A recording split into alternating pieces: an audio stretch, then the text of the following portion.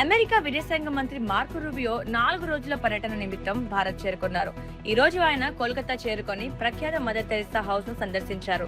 ఈ పర్యటనలో ఆయన ప్రధాని నరేంద్ర మోడీతో పాటు విదేశాంగ మంత్రి జయశంకర్ తో భేటీ అయి క్వాడ్ సదస్సులో పాల్గొనున్నారు. దేశంలో వాహనదారులకు ఇంధన ధరల సెగ గట్టిగా తగులుతోంది. చమురు సంస్థలు ఈ నెలలో వరుసగా మూడోసారి పెట్రోల్, డీజిల్ ధరలను పెంచాయి.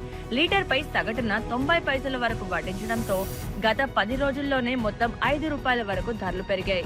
భారతీయ రిజర్వ్ బ్యాంక్ కేంద్ర ప్రభుత్వానికి రికార్డ్ స్థాయిలో 2.86 లక్షల కోట్ల మిగులు నిధులను బదిలీ చేయడానికి ఆమోదం తెలిపింది. 2025-26 ఆర్థిక సంవత్సరానికి గాను ఈ భారీ డివిడెండ్ ను ఇవ్వాలని ఆర్బీఐ బోర్డు నిర్ణయించింది. దేశంలో నిరుద్యోగులకు ఊరటనిస్తూ కేంద్ర ప్రభుత్వం 19వ రోజ్గార్ మేళా నిర్వహిస్తోంది.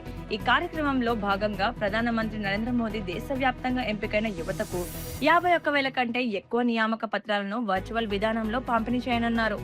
లడాక్ ప్రాంతానికి మరింత పరిపాలన, ఆర్థిక మరియు శాసన అధికారాలను కల్పించేందుకు కేంద్ర హోంశాఖ సరికొత్త ముసాయిదాను సిద్ధం చేసింది.